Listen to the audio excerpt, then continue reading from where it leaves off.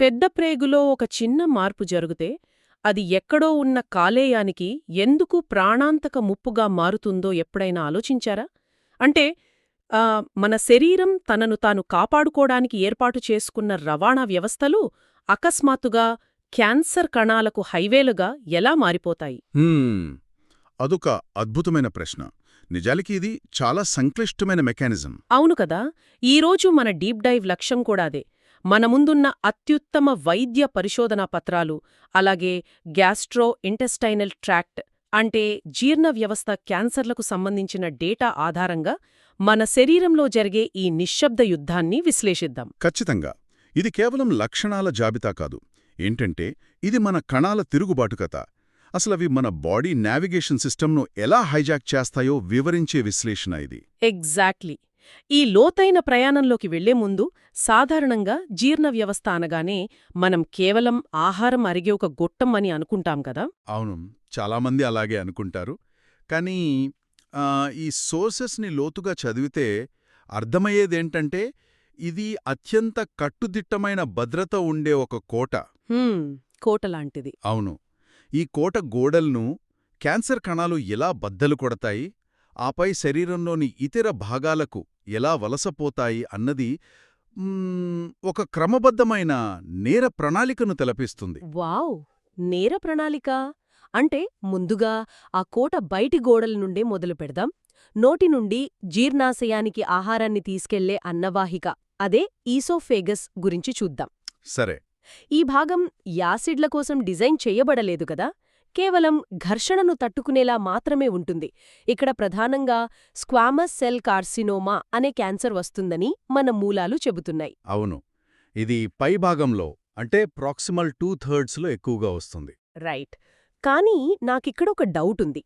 Microscope కింద చూస్తే neoplastic squamous కణాల గూళ్ళు, ఇసినోఫిలిక్ సైటోప్లాజం, ఇంటర్సెల్యులర్ బ్రిడ్జులు కనిపిస్తాయని రాసి ఉంది. సామాన్యులకు అర్థమయ్యేలా చెప్పాలంటే అసలీ టెక్నికల్ పదాల అర్థమేమిటి? దాని చాలా సులభంగా అర్థం చేసుకోవచ్చు. మన అన్నవాహిక లోపలి పొర ఒక అందమైన, చదునైన ఇటుకల గోడలా ఉంటుంది. ఆ కణాలనే స్క్వామస్ కణాలు అంటారు. ఓకే, ఇటుకల గోడ. కాని ధూమపానం, అతిగా మద్యం సేవించడం లేదా ఆ నైట్రోసో సమ్మేళనాలున్న ఆహారం తీసుకోవడం వల్ల ఆ కణాలు పిచ్చిగా ప్రవర్తిస్తాయి. అంటే ఒక క్రమం లేకుండా పోతాయా? అవును. ఆ ఇటుకలు ఒక క్రమంలో కాకుండా ఇష్టమొచ్చినట్లు కుప్పలుగా పేరుకుపోతాయి. ఆ కుప్పలనే సాలిడ్ నెస్ట్స్ లేదా కణాల గూళ్ళు అంటారు. ఇవి గట్టిగా ఉండటానికి అనవసరమైన కెరాటిన్ అనే ప్రోటీన్ను ఉత్పత్తి చేస్తాయి. ఓహో. అంతేకాదు, కణాల మధ్య ఒకదానికొకటి పట్టుకోవటానికి వంతెనలాంటి నిర్మాణాలను కూడా ఏర్పాటు చేసుకుంటాయి. ఇవే ఆ ఇంటర్సెల్యులార్ బ్రిడ్జులు. ఇదంతా ఒక అస్తవ్యస్తమైన నిర్మాణంగా మారిపోతుంది. ఒక్క నిమిషం. అంటే ఆ గొట్టం లోపల ఒక అనవసరమైన ట్రాఫిక్ జామ్ ఏర్పడుతుందన్నమాట. ఎగ్జాక్ట్లీ. గొట్ట మూసుకుపోవడం మొదలవుతుంది. దీనివల్లేనా రోగులకు ముందుగా ఘనపదార్థాలు అంటే అన్నం లేదా మాంసం లాంటివి మింగడం కష్టంగా మారుతుంది. దాన్ని సాలిడ్ డిస్ఫేజియా అంటారు కదా. ఆ తర్వాత పరిస్థితి ముదిరి నీరులాంటి ద్రవ పదార్థాలను కూడా మింగలేరు. కరెక్ట్. ఆ కణితి గొట్టాన్ని లోపల్నుండి మూసేస్తూ ఉంటుంది కాబట్టి ముందు గట్టివి, ఆపై ద్రవాలు ఆగిపోతాయి. రోగి తీవ్రంగా బరువు తగ్గుతాడు. అయితే ఇది అన్నవాహిక పైభాగంలో జరిగే కథ. దీనికి పూర్తి భిన్నంగా కింద భాగంలో మరో రకమైన దాడి జరుగుతుంది. అదే అడెనోకార్సినోమా. వెయిట్ ఇక్కడే నాకు డౌటొచ్చింది. ఒకే అన్నవాహికలో పై భాగాన్ని మద్యం, ధూమపానం లాంటివి పాడుచేస్తే కింద భాగానికొచ్చేసరికి యాసిడ్ రిఫ్లెక్స్ దెబ్బతీస్తుంది అంటున్నారు. అదే జీఈఆర్డి, గ్యాస్ట్రో ఎసోఫాగియల్ రిఫ్లెక్స్ వ్యాధి. కాని యాసిడ్ తగలగానే క్యాన్సర్ ఎలా వస్తుందసలు? ఆ కణాలు దాన్ని ఎలా తట్టుకోగలుగుతున్నాయి? దీని వెనుకున్న మెకానిజం అత్యంత ఆశ్చర్యకరమైనది. దీర్ఘకాలంగా కడుపులోని యాసిడ్ పైకి తన్నుకు వస్తూ అన్నవాహికలు కాల్చేస్తుంటే అక్కడి కణాలు ఒక నిర్ణయానికి వస్తాయి. ఎలాంటి నిర్ణయం? మనమిలాగే ఉంటే చచ్చిపోతాం, కాబట్టి మనం పేగుల్లో ఉండే కణాల్లాగా మన రూపాన్ని మార్చుకుందామని డిసైడ్ అవుతాయి. దీన్నే మెటాప్లాసియా అంటారు. అద్భుతం. అలా రూపాంతరం చెందిన అన్నవాహికనే బ్యారెట్ ఈసోఫేగస్ అంటారు. ఇవి యాసిడ్ను తట్టుకుంటాయి, కానీ వాటి డిఎన్ఏలో అస్థిరత ఏర్పడి క్రమంగా ఎడినోకార్సినోమా క్యాన్సర్గా మారిపోతాయి. ఓహో, అంటే ఊబకాయం ఉన్నవారిలో లేదా ఆ స్పింక్టర్ వాల్వ్ ఒత్తిడిని తగ్గించే మందులు వాడేవారిలో ఈ యాసిడ్ రిఫ్లెక్స్ ముప్పు మరింత ఎక్కువన్నమాట. ఖచ్చితంగా. అంటే కణాలు తమను తాము కాపాడుకోవడానికి చేసే ప్రయత్నమే చివరకు క్యాన్సర్గా మారుతోందిక్కడ. సరే, అన్నవాహిక కణాలు యాసిడ్కు భయపడి రూపం మార్చుకున్నాయి. కాని నేరుగా ఆ యాసిడ్ సముద్రం లాంటి జీర్ణాశయం సంగతేంటి? అవును, స్టమక్ అనేది ఒక కఠినమైన వాతావరణం. అదే కదా, అది అసలు యాసిడ్ను నిల్వ చేయడానికి కట్టిన ఒక కట్టుదిట్టమైన కోట. మరి అలాంటి కోటలో క్యాన్సర్ ఎలా దాడి చేస్తుంది? జీర్ణాశయంలో ప్రధానంగా 2 భిన్నమైన వ్యూహాలతో క్యాన్సర్ దాడి చేస్తుంది. మొదటిది ఇంటెస్టైనల్ పైప్. ఇక్కడ హెలికోబాక్టర్ పైలోరీ అంటే ఆ హెచ్ పైలోరీ అనే బ్యాక్టీరియా ప్రధాన పాత్ర పోషిస్తుంది.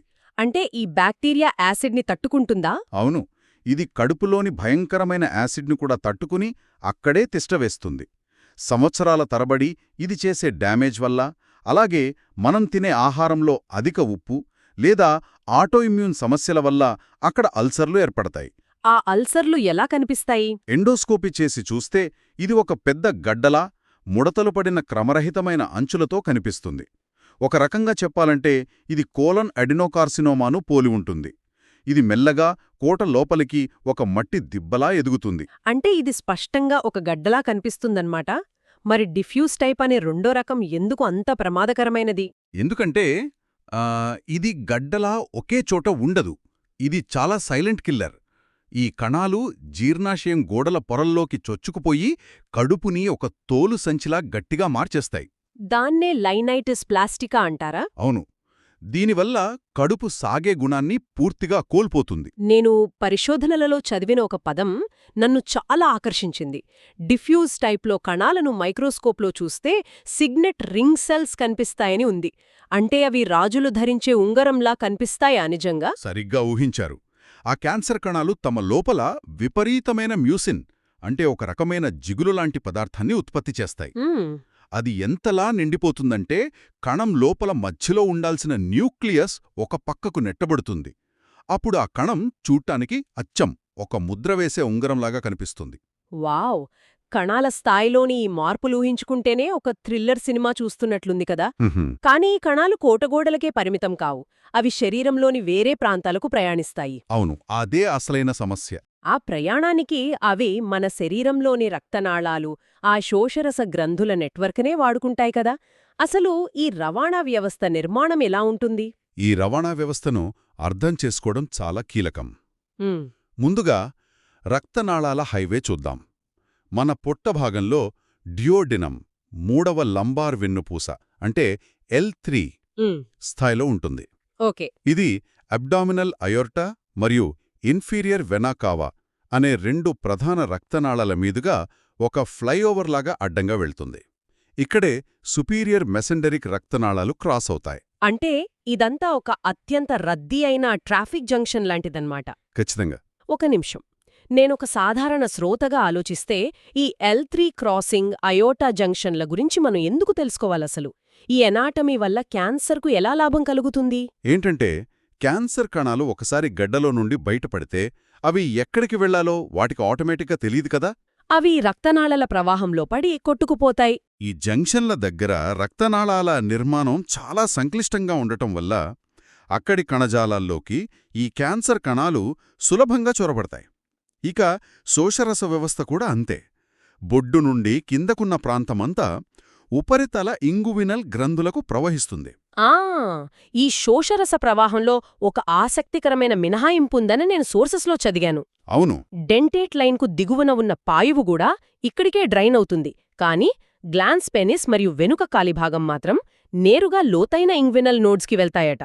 అవును, డీప్ ఇంగ్వినల్ నోడ్స్కి. అంటే క్యాన్సర్ వస్తే ఈ ప్రాంతాల నుండి అది నేరుగా లోపలి రహదారుల్లోకి ప్రవేశిస్తుందన్నమాట. అవును, ఆ మినహాయింపు సర్జన్లకు చాలా ముఖ్యమైన క్లూ ఇస్తుంది.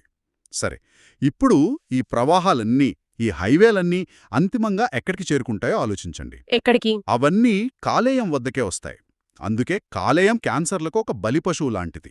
ఇక్కడే అసలు చిక్కుంది. అంటే రక్తంలో పడిన క్యాన్సర్ కణాలు బ్రెయిన్కి వెళ్ళొచ్చు, ఊపిరితిత్తులకి వెళ్ళొచ్చు. కానీ పెద్ద ప్రేగు క్యాన్సర్ వస్తే అది ఎప్పుడూ కాలేయానికే ఎందుకు వెళ్తుంది? హ్మ్, కాలేయం దగ్గర ఏమైనా స్పెషల్ మ్యాగ్నెట్ ఉందా? అద్భుతమైన ప్రశ్న.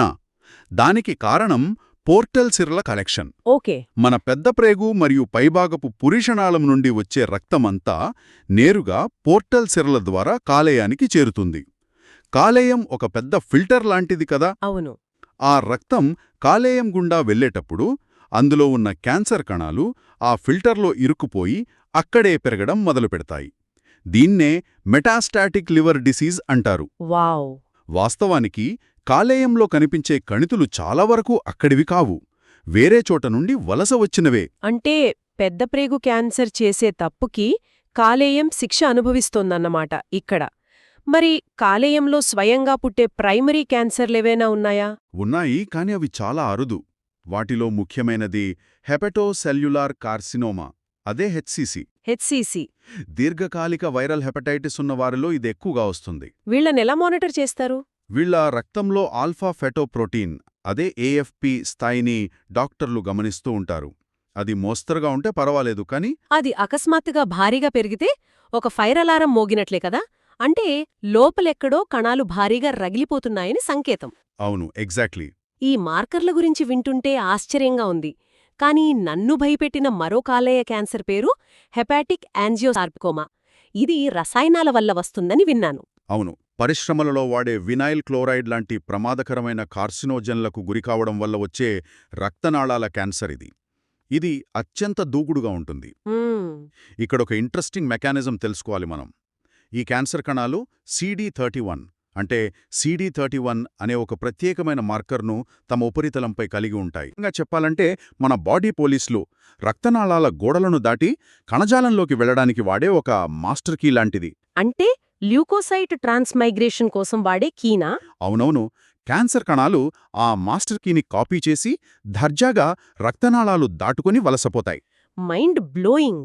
అంటే మన బాడీ తయారు చేసిన నావిగేషన్ కీస్ వాడే అవి మనపైనే దాడి చేస్తున్నాయన్నమాట. What a brilliant strategy! అవును, ఇది చాలా ఆశ్చర్యం కలిగిస్తుంది. ఇక కాలేయం నుండి పిత్తం ప్రవహించే నాళాల గురించి చూస్తే అక్కడ కొలాంజియోకార్సినోమా వస్తుంది కదా. ఇది చాలా సైలెంట్ కిల్లర్ అని చదివాను. కరెక్ట్.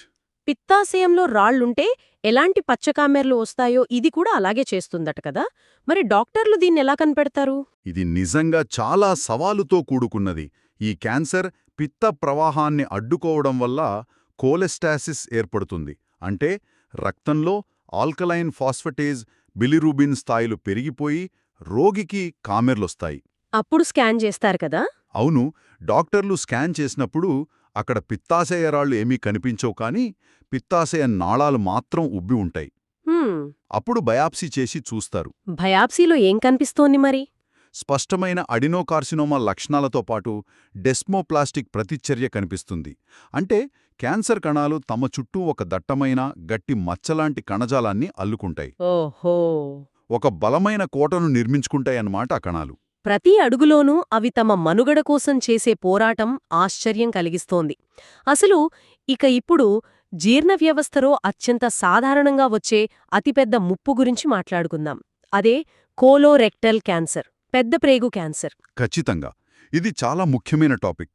ఇక్కడ కుడివైపు వచ్చే క్యాన్సర్కు, ఎడమవైపు వచ్చే క్యాన్సర్కు అసలు పోలికే లేదని నివేదికలు చెప్తున్నాయి. ఇదెందుకు? ఒకే పేగు కదా. ఒకే పేగు అయినా వాటి నిర్మాణం, పనితీరు భిన్నంగా ఉంటాయి. దీన్ని అర్థం చేసుకోవడానికి ఒక చిన్న ఉదాహరణ చెబుతాను. కుడివైపు పెద్ద ప్రేగు ఒక విశాలమైన గుహలాంటిది. ఓకే.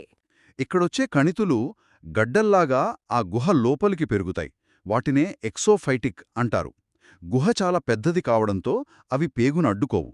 కాని ఆ గడ్డల పైభాగం పగిలి నిశ్శబ్దంగా రక్తం కారుతూ ఉంటుంది. ఓహో! అంటే ఒక పెద్ద గుహలో ఎక్కడో మూలన నీరు లీకవుతున్నట్లు అన్నమాట. పైకి ఎలాంటి నొప్పి తెలీదు, లోపల బ్లాకేజ్ కూడా ఉండదు. అవును. కానీ ఆ నిరంతర రక్తస్రావం వల్ల, అంటే ఆ అకల్ట్ బ్లీడింగ్ వల్ల రోగికి ఐరన్ లోపించి అనీమియా వస్తుందన్నమాట. మరి ఎడమవైపు పరిస్థితి ఏంటి? ఎడమవైపు పెద్ద ప్రేగు పరిమాణం చాలా ఇరుగ్గా ఉంటుంది, ఒక చిన్న డ్రైనేజ్ పైపులాగా. ఇక్కడొచ్చే గడ్డలు బయటకు కాకుండా ప్రేగు గోడలోకి చొచ్చుకుపోయి దాని చుట్టూ రింగ్ లాగా అల్లుకుపోతాయి. ఓ! అంటే ఒక సన్నటి పైపులో ఒక నాప్కిన్ లేదా కాగితం ఇరుక్కుపోయినట్లు. ఎగ్జాక్ట్లీ. దీనివల్ల వెంటనే పైప్ బ్లాక్ అయిపోతుంది. అందుకే వీరికి మల విసర్జనలో మార్పులు రావడం, మలబద్ధకం, ఉబ్బరం, వికారం లాంటి లక్షణాలు వెంటనే కనిపిస్తాయి కదా? ఒకవేళ అది ఇంకా కిందకు రెక్టోసిగ్మాయిడ్ భాగంలో ఉంటే మలంలో నేరుగా రక్తం కనిపిస్తుంది అంటారు. అవును, దాన్ని హెమటోచీజియా అంటారు. చాలా క్లియర్గా ఉంది ఈ మెకానిజం. అయితే క్యాన్సర్ ఎంత ప్రమాదకరం అనేది ఎలా డిసైడ్ చేస్తారు? అంటే కణాల గ్రేడ్ చూసా, లేక అది ఎంత లోపలికి వెళ్ళింది అనే స్టేజ్ చూసా? ఎప్పుడూ స్టేజ్ చూసే. కణాలు ఎంత అగ్రెసివ్గా ఉన్నాయన్నది ముఖ్యం కాదు, అవి పేగు గోడలను ఎంత లోతుగా తొలిచాయన్నదే ముఖ్యం. మొదట పొర వరకే ఉంటే ప్రాణాపాయం తక్కువ. అది దాటి మస్కులారిస్ ప్రోప్రియాకి, ఆ తర్వాత శోషరస గ్రంథులకు, చివరికి దూరంగా ఉన్న అవయవాలకు వ్యాపిస్తే ముప్పు తీవ్రంగా ఉంటుంది. అంటే ఇది రాత్రికి రాత్రే జరిగేది కాదు కదా? దీనికి ముందు దశలో పేగులో అడెనోమాటిస్ పాలిప్స్ అనే చిన్న చిన్న మొలకలలాంటివి ఏర్పడతాయి అని చదివాను. కరెక్ట్, ఇవి క్యాన్సర్కు ముందు దశ. డాక్టర్లు కొలనోస్కోపీ ఎందుకు చేయించుకోమంటారో నాకిప్పుడు అర్థమవుతోంది. వారు క్యాన్సర్ కోసం వెతకడం లేదు, ఈ పాలిప్స్ కోసమే వెతుకుతున్నారు కదా? అక్షరాలా నిజం. పాలిప్స్ను పసిగట్టి అప్పుడే వాటిని కత్తిరించి తీసేస్తే ఆ వ్యక్తికి క్యాన్సర్ వచ్చే అవకాశాన్ని మనం 100% ఆపేసినట్లే. అది నిజంగా గుడ్ న్యూస్. ఇంకో అద్భుతమైన విషయమేంటంటే, ఆస్పిరిన్ లాంటి సాధారణ మందులు క్రమం తప్పకుండా వాడేవారిలో ఈ పాలిప్స్ ఏర్పడటం తగ్గుతుందట. ఆస్పిరిన్ నిజంగానా? అవును, ఎందుకంటే ఆస్పిరిన్ అనేది మన కణాల్లో ఉండే కాక్స్2, అదే COX2 అనే ఎంజైమ్ యాక్టివిటీని తగ్గిస్తుంది. ఈ ఎంజైమ్ కణాలు వేగంగా పెరగడానికి సహాయపడుతుంది. వావ్! సాధారణ ఆస్పిరిన్కు అంత శక్తి ఉందా? కానీ దురదృష్టవశాత్తు ఫెమిలియల్ అడినోమాటస్ పాలిపోసిస్ అంటే ఆ FAP లాంటి జన్యుపరమైన సమస్యలున్నవారి పరిస్థితి చాలా దారుణంగా ఉంటుంది కదా? మన సోర్సెస్ ప్రకారం ఇది APC జీన్ మ్యూటేషన్ వల్ల వస్తుంది. అవును, ఇదొక ఆటోసోమల్ డామినెంట్ సమస్య. ఇలాంటి రోగుల్లో ఏవో 2-3 పాలిప్స్ కాదు, వందలు వేల సంఖ్యలో పాలిప్స్ ఏర్పడతాయి. పేగు లోపలి భాగం మొత్తం ఒక దట్టమైన తివాచీలాగా మారిపోతుంది. వినడానికే చాలా భయంగా ఉంది. వీరికి సరైన సమయంలో సర్జరీ చేయకపోతే జీవితకాలంలో పెద్దప్రేగు క్యాన్సర్ వచ్చే ముప్పు దాదాపు 100% ఉంటుంది. అలాగే ఇన్ఫ్లమేటరీ బౌల్ డిసీజ్, ముఖ్యంగా అల్సరేటివ్ పాన్కోలిటిస్ ఉన్నవారికి కూడా క్యాన్సర్ ముప్పు ఎక్కువే. సాధారణ క్యాన్సర్కి IBD వల్ల వచ్చే క్యాన్సర్కి తేడా ఏమిటి అసలు? IBD వల్ల వచ్చే క్యాన్సర్ చాలా అగ్రెసివ్గా ఉంటుంది. ఇది చిన్న వయసులోనే వస్తుంది, ఒకే గడ్డలా కాకుండా పేగులో పలుచోట్ల ఫ్లాట్ లీజన్స్ లాగా ఏర్పడుతుంది. ఓకే. అందుకే వీరికి క్రమం తప్పకుండా కోలనోస్కోపీ ద్వారా ర్యాండమ్ బయాప్సీలు చేస్తూ నిరంతరం పర్యవేక్షించాలి. ఆ పర్యవేక్షణ విషయంలో నేనింకో పదాన్ని తరచుగా చూశాను. CEA అంటే కార్సినో ఎంబ్రియానిక్ యాంటిజెన్. ఇది క్యాన్సర్ను పసిగట్టే బ్లడ్ టెస్ట్ అంటారు, నిజమేనా? అది సగం మాత్రమే నిజం. CEA అనేది పెద్దప్రేగు క్యాన్సర్లో పెరుగుతుంది, కానీ దాన్ని క్యాన్సర్ను ముందుగా నిర్ధారించడానికి వాడరు. ఎందుకు వాడరు? ఎందుకంటే ప్యాంక్రియాటిక్ క్యాన్సర్, ఊపిరితిత్తుల సమస్యలు, సిర్రోసిస్ ఉన్నవారిలో కూడా ఇది పెరుగుతుంది. ఓహో, అంటే స్పెసిఫిక్ కాదన్మాట. అవును, ఒకవేళ డాక్టర్లు ఒక వ్యక్తికి కోలన్ క్యాన్సర్ సర్జరీ చేసిన తర్వాత లోపల ఇంకా ఏమైనా క్యాన్సర్ కణాలు మిగిలి ఉన్నాయా, లేదా రేపటి రోజున మళ్లీ తిరిగి వస్తుందా అని గమనించడానికి మాత్రమే దీన్ని ఒక ట్రేసర్ లాగా వాడతారు. అర్థమైంది. సరే, ఇప్పటివరకు మనం పొట్ట పైభాగం, కింద భాగం, కాలేయం, పెద్దప్రేగు అన్నీ చూశాం. కాలి ఈ జీర్ణ వ్యవస్థ అనే నాటకంలో ఒక నిశ్శబ్ద శత్రువు ఉన్నాడు కదా? అవును, ప్యాంక్రియాస్. ఎగ్జాక్ట్లీ.